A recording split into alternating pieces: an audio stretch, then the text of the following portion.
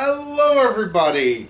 I know it's randomly fucking back with a Sunday Funday over a movie that technically did not come out last week. So the reason why there hasn't been Sunday Funday, it's the dumbest thing, but it's the true thing. I've been working like fucking crazy. I've not really had much time. Hell, last Sunday it wasn't last Sunday. It was the Sunday before that. I had to fucking work or something like that. I can't remember. I have lost days, it feels like, and I am just like so not sure of what time is anymore. But we were actually going to try and see what we've seen. I was about to spoil it. Spoilers. We were actually going to go see this last week, but nope. RAC went out. Yeah, RAC was out and we were fucking dying, and I was like, I don't have the energy to do shit. Mm-hmm. But hey, AC is sort of working because, yeah, the wonders of living in Texas with no AC is awesome. In the summer. Yeah. In the summertime when the weather is hot. But we have seen now the newest thing from Marvel, well, in terms of movies. And that, of course, is Thor, Love and Thunder.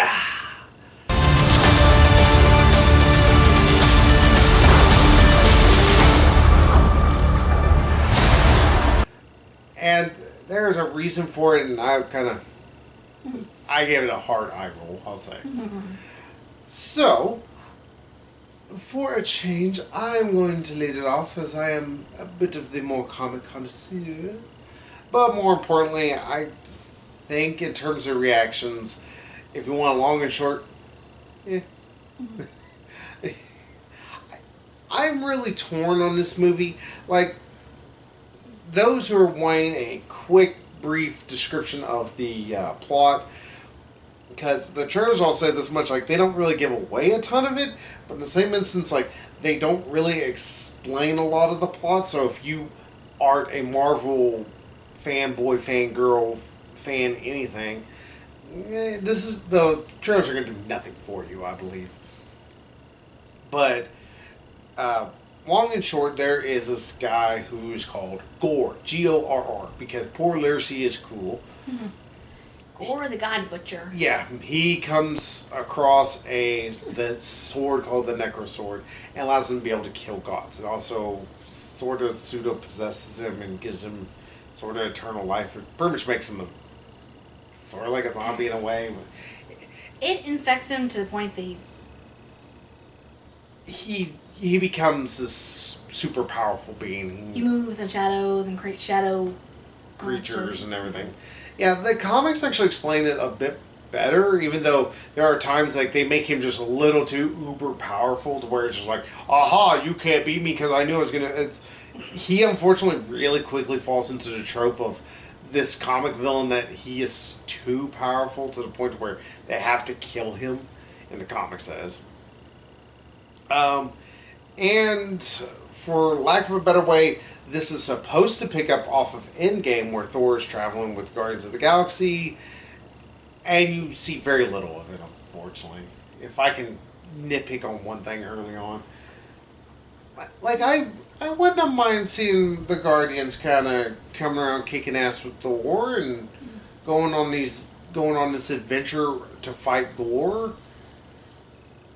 I wouldn't have minded seeing more of, like, at the end of Endgame, where he and Chris Pratt are kind of butting heads over leadership. Yeah, instead, like, it's like, oh, I love you, man, but we gotta go our separate ways. Yeah, like Thor's trying to say that, but really, like, none of the Guardians really like him. Which I can sort of understand, but at the same time, it's like one is like, okay, I want more of that. Yeah, he doesn't really play well with others. Yeah. Just charge the head and break shit.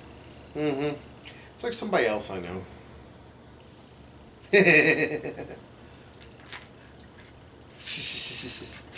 Yeah, and surprise, surprise, but if you've watched the trailers, Jane Foster comes back. I will try not to spoil as much as possible about the movie, But I know originally people kind of really got upset about the fact that Jane came in. It's like, technically they're trying to follow some of the newer comics. Why, I'm not 100% certain. It's weird. It's like the first phase, dealt with the earlier part of the Avengers mythos. Some of the Ultimate stuff too, but more the regular comic Avengers mythos. Phase 2, maybe some of the '70s stuff. Phase 3-ish, I was like, okay, we're getting almost kind of like late '80s, early '90s. I'm like, sweet, we're gonna get to some of the 2000s. Ooh, Rob Liefeld's Captain America. Just thought about that, and I was like, maybe it won't be so great. And it's like, no, we leapfrogged right into nowadays, and for better or worse is the best way to put it. I guess it's because Disney wants to bring up about, look, these are the characters created after we bought them. It's like, yeah, but nobody really likes them. Like I already said in Doctor Strange review, America Chavez is pretty much radioactive. No comic creators like using her. They use her because the executives above them say they have to. The writers fucking cannot stand her most of the time. Jane Foster's Thor, they had to do a lot of shit to try and make her slightly likable, is the best way to put it, even though it's like nobody really had any problems with Jane Foster, the character. But of course, people are like, well, why make her Thor? Why not just do something else? But that's neither here nor there in terms of the comics. In the movie, it's not so much I have problems with it. It's that the explanations kind of always... It's simplistic to the point to where it feels like a child wrote it. Yeah. Like there's a thing that I can't pronounce his name. K-O-Y-T-T. Yeah, Korg. Which I will let y'all know, if y'all got really tired of him in Ragnarok for what little he is, you're gonna hate this movie. He's in this quite a bit more. He's not as bad as he can be, but he's still a lot of really not super funny jokes and just like, I'm awkward. Woo! It's like, okay, that's just somebody being a weirdo. I don't give a shit about that. It's not funny to me. But yeah,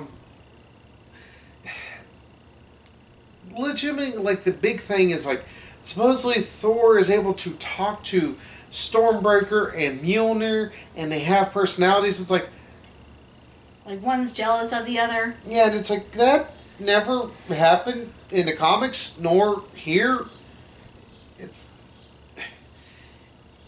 It's like he's trying to explain something and retconning it in a way that doesn't make any fucking sense.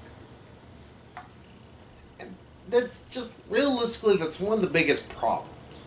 I believe there's weird random retcons here and there that don't always fit as well as they should. And also, if I can get into the biggest problem with the movie, it is atonal as fuck at times. Like, Christian Bale as Gore is phenomenal. I don't know why, he gets like an Oscar-worthy performance almost. Yeah, he dedicates himself to every single role, both acting-wise and physically. I mean, the physical part I could not do, and he probably shouldn't be doing, especially at his age. But, like, I admire his dedication to his craft. But, and it's not that everyone turns in a bad performance. He steals the show, though, every time he's on the camera.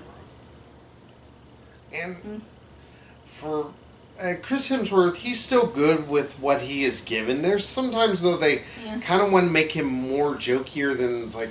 Yeah, I think there are a number of scenes they just kind of let him just ad-lib, just... Like, I think the one scene that's even in the trailer about the, like, oh, there's a human handshake, there's a guardian handshake, there's a snake, and... It's like, I think he just, he totally ad-libbed that. And yeah. Chris Pratt's like, okay. Yeah. Just, like, kind of going with it. It's like, okay. Some of it can be funny, and some of it's like, okay, this joke did not quite land how y'all are wanting to... It's like, okay, just kind of, just move on to... Yeah, but this is also interspersed with Christian Bale's Gore, who he's not really jokey, or if he is, it's very sadistic, and he's dark as fuck. Yes, I mean he travels in the shadows, so he has a very strong hate on for all gods because of something that happened to his daughter. Yeah, which you see in the Yeah, you said, like beginning of the movie. I said the very first scene. Yeah, which if you wanted to flash back to a beach scene, there you go. You're blinded by it at the beginning of the movie. It's like desert Yeah. thing. Oh my god! Like that god of his. Yeah. That was so fake looking. It's like, can we not find like a real forest area to film in, or can we not like build a set? Some things like no, we had to do like green screens. Like it looks terrible. It's, like even I know this is fake. Yeah, and that's another issue with the movie. Like, I get it. It's a Marvel movie. They've spent hundreds of millions of dollars. Guys, I can go outside and I can film a forest scene decently. There's this first scene with Gore meeting pretty much the god of his people, and he's like blindly devoted to. Yeah, I think there's supposed to be some, because originally the original story dealing with Gore, it deals with the issues of blind devotion and hatred and shit like that. I don't care that much because this ultimately, unfortunately, the Gore original story that they're drawing from. What's his fucking name? The director. Taika Waititi? Yeah. He unfortunately kind of, for lack of a better way to put it, butchered the story a lot. And he kind of just pick and choose what he wanted to go with. That kind of leads to just weird issues throughout this. Again, because it's atonalness, but more importantly, when we get into a CGI and everything, like, there's the first meeting of this god, and it's this bad-looking CGI. There's the CGI between Heimdall's son, who's just fucking randomly mentioned, and he wants to go by Axel. Because we keep having Guns N' Roses throughout this entire fucking movie. Yeah, it's like, I like a couple of their songs, but the soundtrack could use a lot less Guns N' Roses. What is our obsession? Like, every 5 minutes, there's a freaking Guns N' Roses song. It's like, okay, what happened to... Like in Thor Ragnarok, we had Immigrant Song. We had... there was a lot of Immigrant Song. They played it like twice, I think. But they played some other like rock songs. Like, okay, can we like... I'll just say from other artists. It needs to be a lot more Guardians of the Galaxy and less Thor Ragnarok. Yeah. It's like more just... It's like mix in a little bit. Yeah, like it needs to have like, here's a pop song, here's a hard rock song, here's a love song, here's a smooth jazz song. Yeah, I was like, I don't know if like Guns N' Roses like partially sponsored this movie, or if like Taika Waititi is just like a huge Guns N' Roses fan, because not only do we have the music, but I noticed at one point when they were showing New Asgard at the beginning, there was a kid wearing a Guns N' Roses t-shirt. Yeah. It's like... And then that kid, Astrid, is like, no, my name is Axel now. Thinks this musician I heard here on Earth. And he's an asshole then. But yeah, like the projection he does, it's this really shitty and kind of quickly done thing. And we were kind of talking about it a little while ago, because we saw this movie earlier in the day. I really think that this movie was rushed a lot. There is certain scenes that don't really flow as well as they should. It's like they did reshoots, but they're like, all right, well, we're not going to kind of reconnect this back together. It's like, yeah, but the movie's its pacing's funky because of that. Yeah, there's some dark moments, especially with Gore. But then you have like this kind of like really goofy, lighthearted stuff with like Thor and Korg and Valkyrie and Jane Foster, and it's just balance. Take a balance. Yeah, and unfortunately, that's one of the problems just with the entire film. Is like there's just too much imbalance with everything.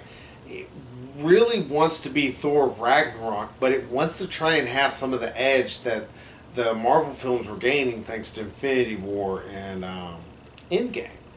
It's like, alright, that is a noble idea. there's a reason why Infinity War, like, there were still some jokes here and there, but when they needed to be serious, they were fucking serious the entire time.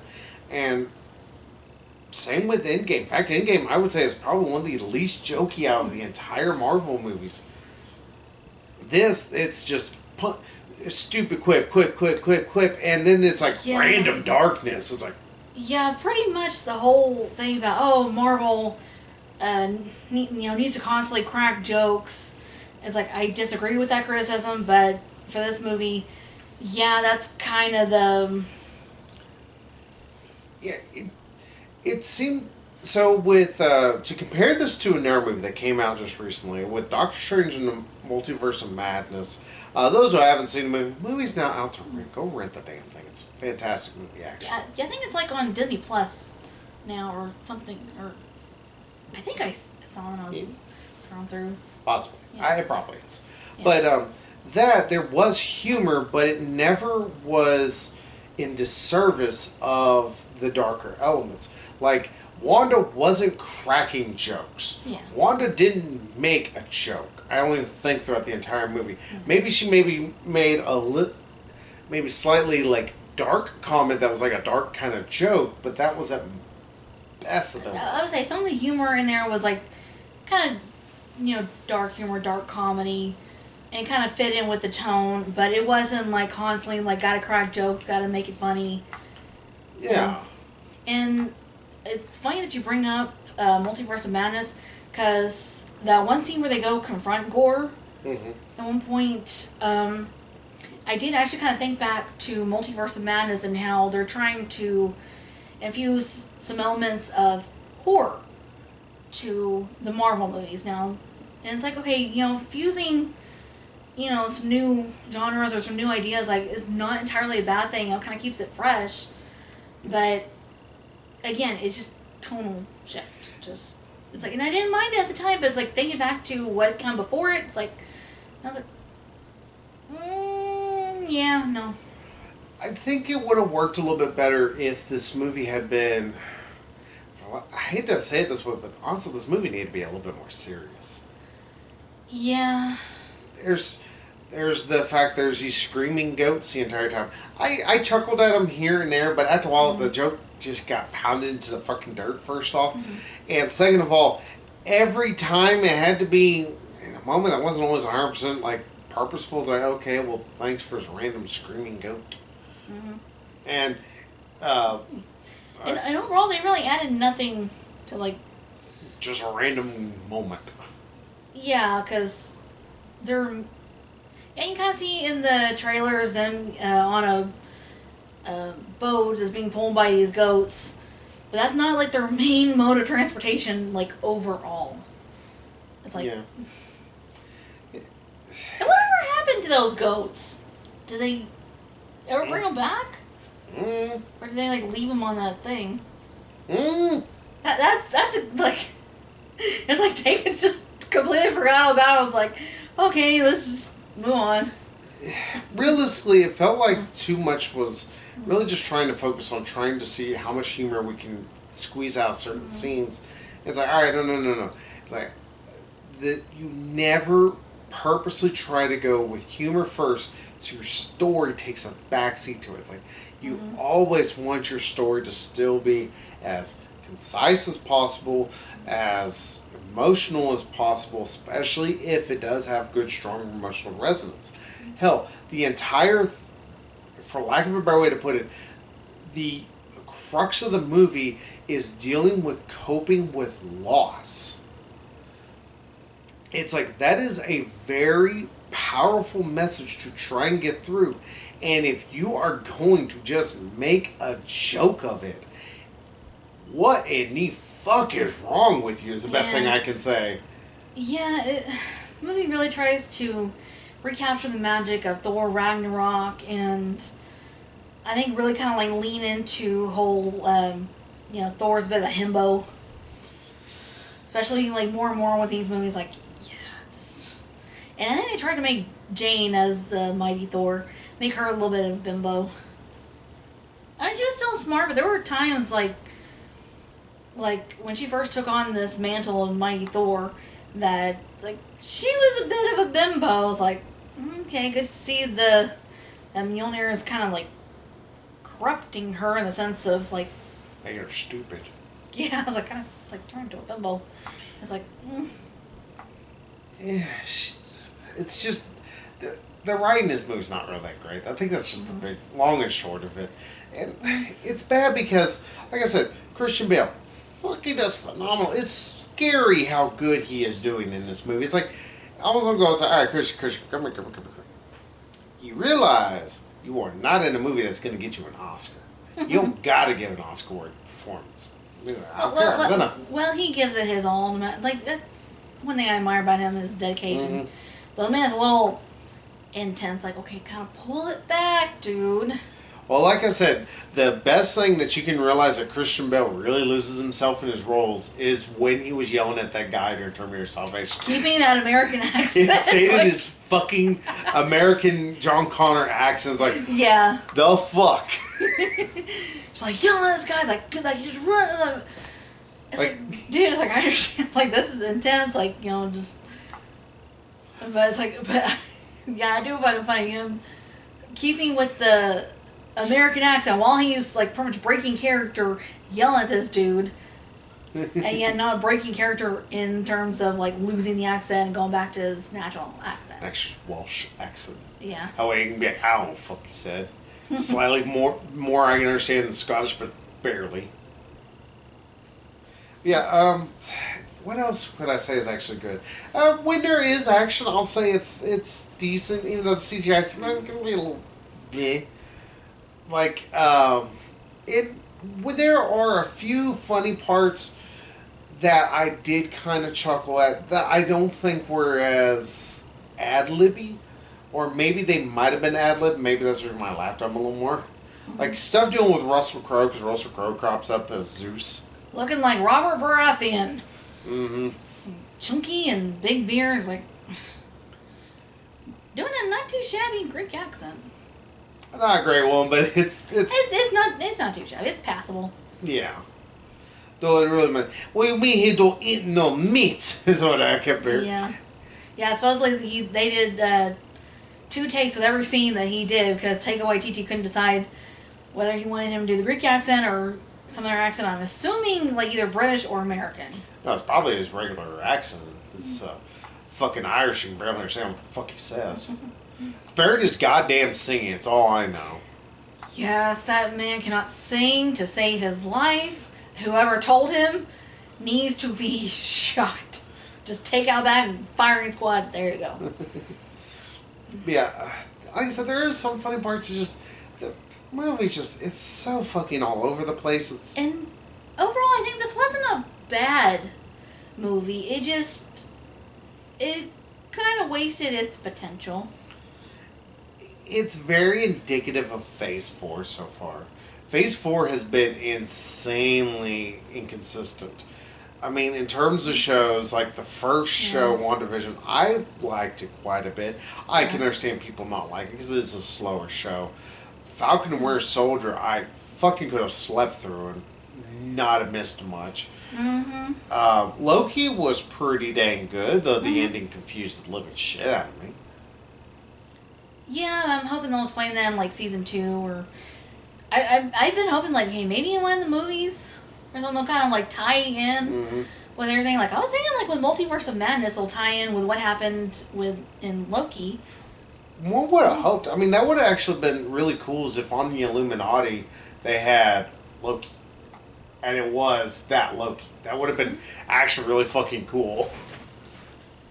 But yeah, that's just my personal opinion. But and then you also got Black Widow, which I thought was fine. The movie It's like if they want to make a they should have made it not a a few years prequel, ago. but yeah, it's like they should have put this out a few years ago if they're wanting this to take place after what, Civil War?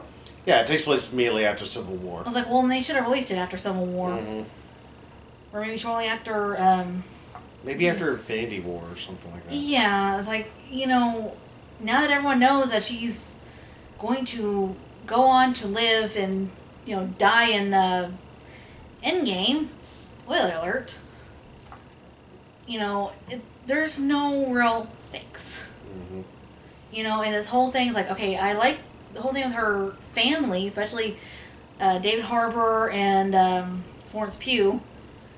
Pugh. But it's like the rest of the stuff's like I could give a shit less about. Yeah. Especially what they end up doing with Taskmaster. And I'm not even like a comic fan. Like I have no idea about Taskmaster in the comics. But the whole reveal is like, oh, it was a woman, but they just put her in this big suit so you can't tell that it's a woman. It's like, well, that's fucking dumb. Like, really? So stupid. Yeah, and then after Black Widow was What If, that was the biggest waste of our damn time. Some of them were pretty good, but some of them, like, okay, this doesn't really, like, add anything. And then you get What If Zombies, which was fucking worthless. And one of the worst fucking things I've seen in a bit.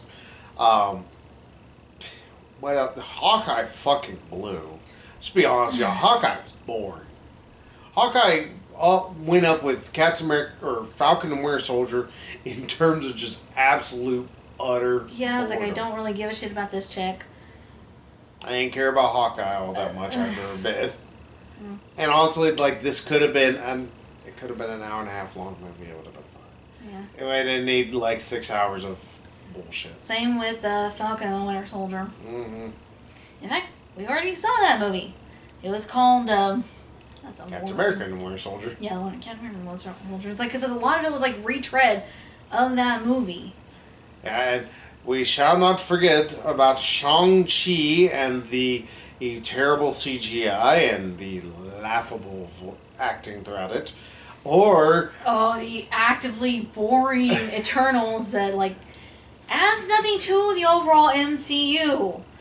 Like that whole thing is like, oh, we averted this world-ending thing. It's like, okay, this obviously does not affect the other movies because it's not mentioned nothing.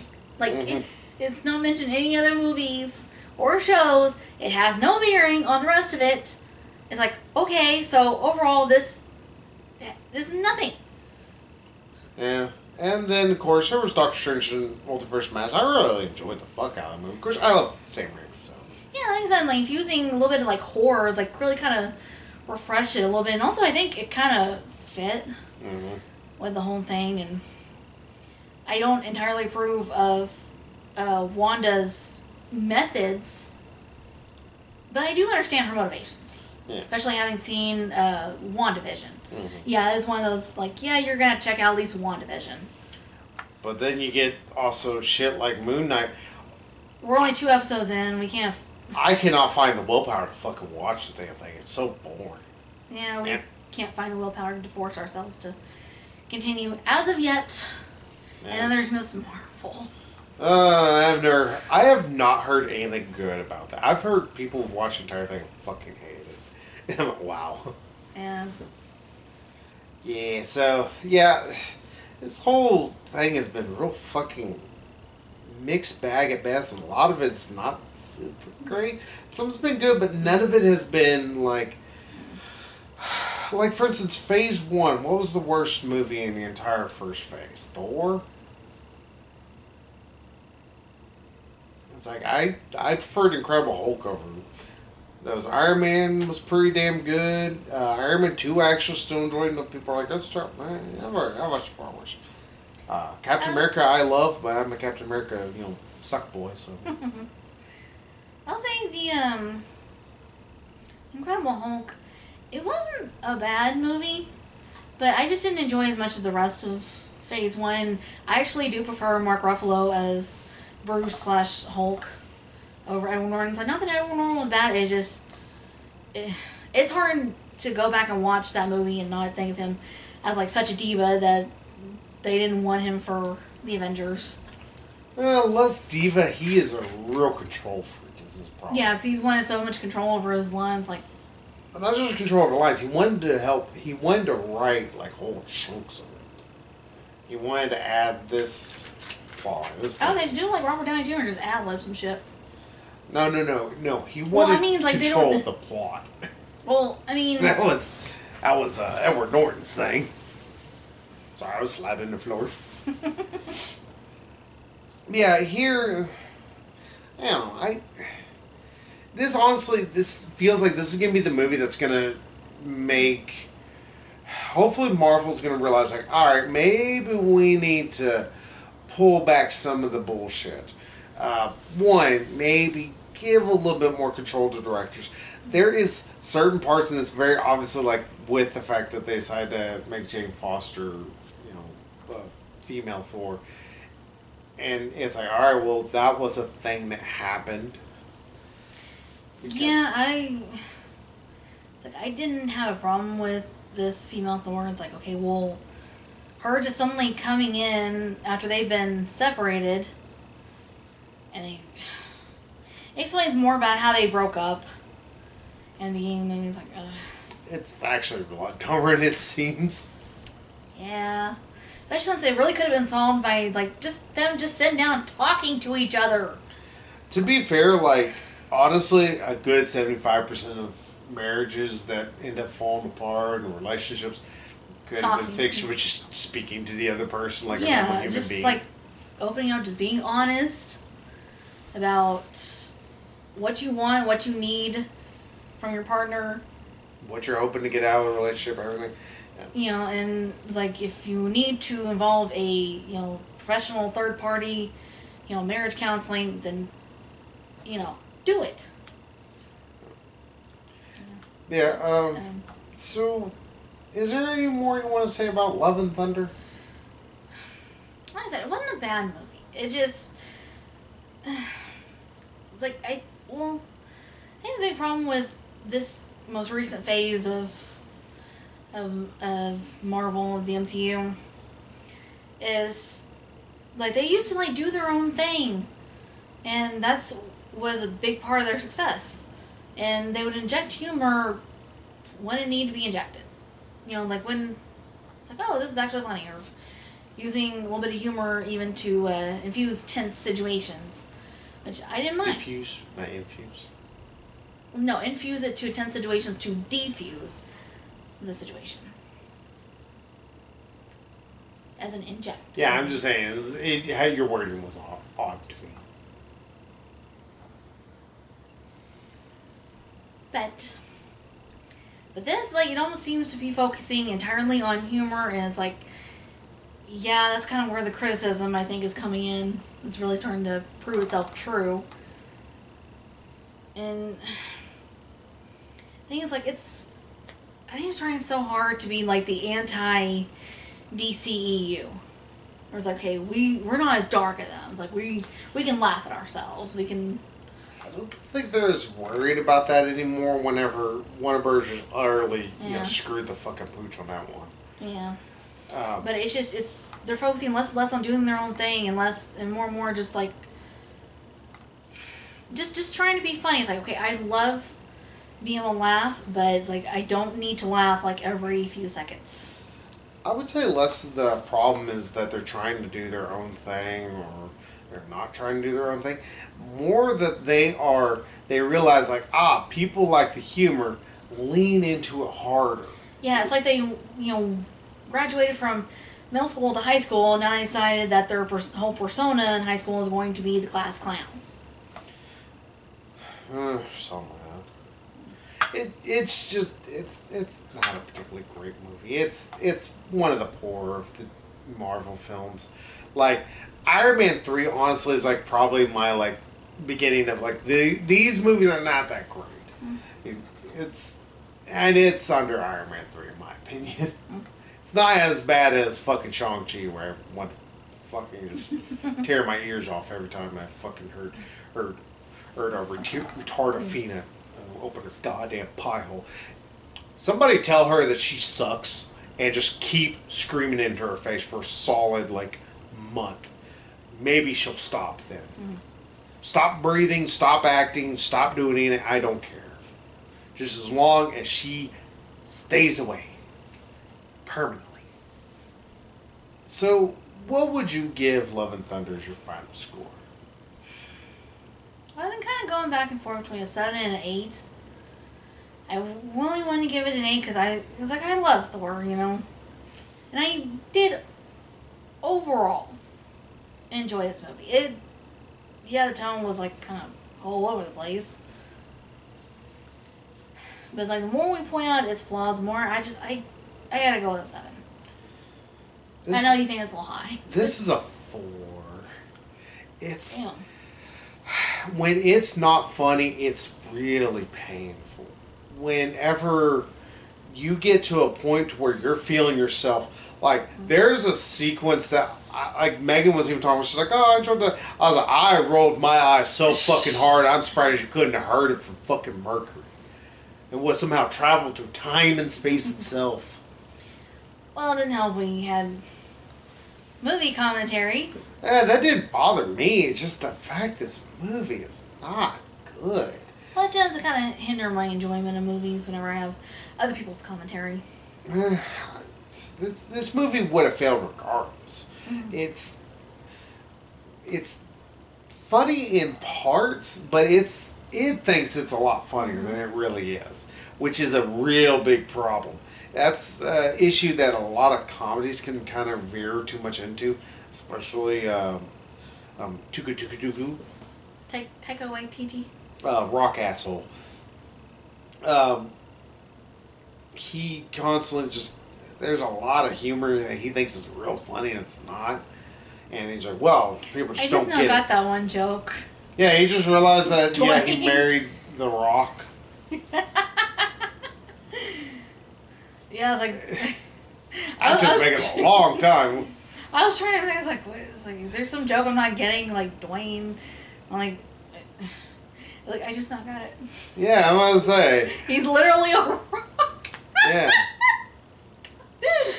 That's your moment. Yeah, I heard you saying, I'm like, okay, I know there's some joke there I'm not getting. Point. I know, I'm like, it's like, I know there's supposed to be some jokes. I was expecting that joke the entire movie, and then it finally popped up in my eye. Okay. Honestly, here's the bad thing.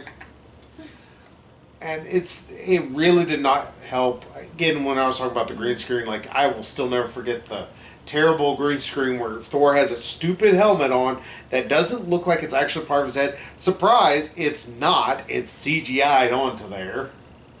Or the scene where he goes, Jane, when he first sees her. And obviously it's it's the green screen behind him. It's a bad green screen at that. Mm-hmm. That scene's still in the movie and it still looks like garbage.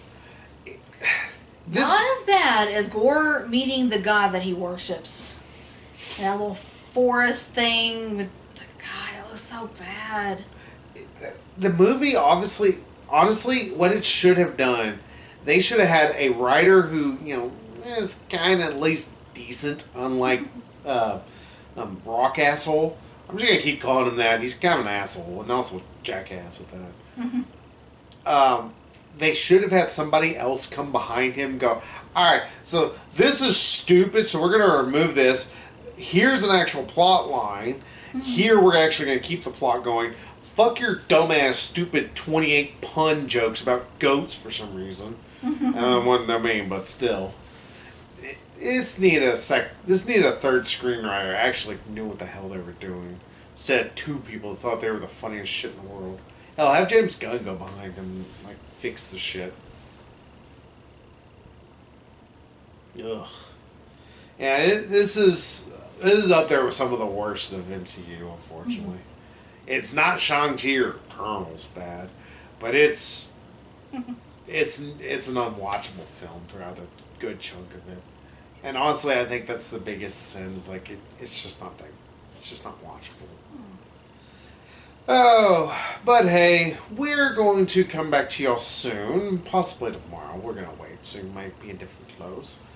Because I think Megan needs to talk about the newest thing that she actually has a bit of... she loves the franchise, not the latest movies, though. Because we eventually need to talk about The Secrets of Dumbledore. Finally got around to watching. Yeah. So, we'll leave that to entice you all. So until then, we'll see y'all there. So, bye-bye, everybody. Bye-bye.